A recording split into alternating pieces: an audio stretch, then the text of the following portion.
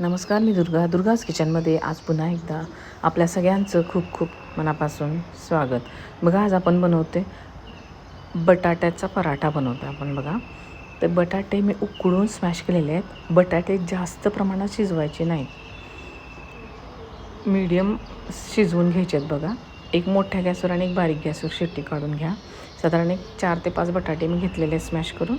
त्याच्यामध्ये मी मीठ घालून घेणार आहे आणि तिखट घालून घ्यायचं. तिखट आणि मीठ आतल्या स्टफिंगला परफेक्ट असलं तर पराठ्याला टेस्ट खूप छान येते बघा. आणि हा पराठा ज्यावेळेस तुम्ही खाणार आहे, जेवणार आहे, त्याच वेळेस करायचा गरम गरम. बघा, ही भाजी बटाट्याची आपण परतून वगैरे घेत नाही आहे, फक्त स्मॅश करून त्याच्यामध्ये तिखट आणि मीठ पुरतं घालून घ्यायचं बघा. आणि हिचे गोळे असे साधारण मीडियम साईजचे गोळे आपण करून घेऊया. बघा, मीडियम साईजचे गोळे करून घ्या. आणि आपण जी चपातीची कणिक रेग्युलर मळतो ती कणिक मी मळून घेतलेली आहे. त्याच्यामध्ये आपण पुरण जसं भरतो, पुरणाची पोळी करताना ज्यावेळेस आपण उंड्यामध्ये पुरण भरतो तसंच आपण सेम तयार करून घेऊया. बघा, चपातीच्या आकाराचं मी घेतलेलं आहे. असं गोल पाळी करून घ्या आणि त्याच्यामध्ये ते घातलेलं स्टफिंग बटाट्याचं हे करून घ्या, भरून घ्या.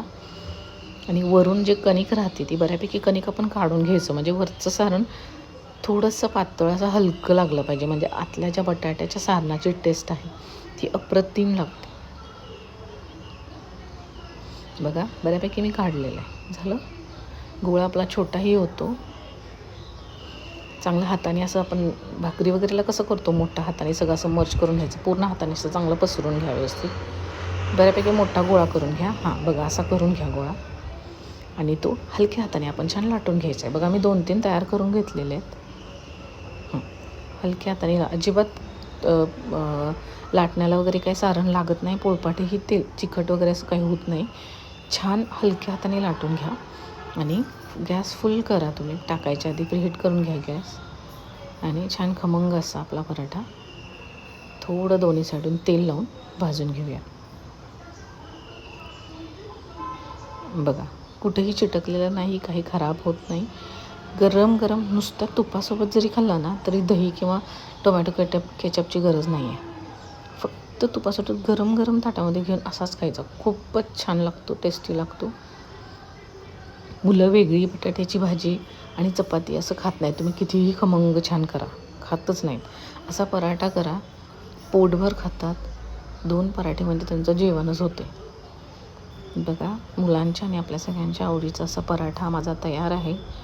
बटाट्याचा पराठा तर तुम्ही करताय ना, आजच करून बघा. आणि कसा झाला हे तुम्ही कमेंट करून सांगा. आणि आवडला असेल तर लाईक करा. बघा, किती मऊ लुसलुशीत छान असा पराठा आपला तयार आहे. त्याच्यामध्ये पुरतं तिखट आणि मीठ टाका आणि नक्की ट्राय करा. बघा, बटाट्याचा पराठा. पेजला सबस्क्राईब करा, लाईक करा, कमेंट करा. थँक्यू.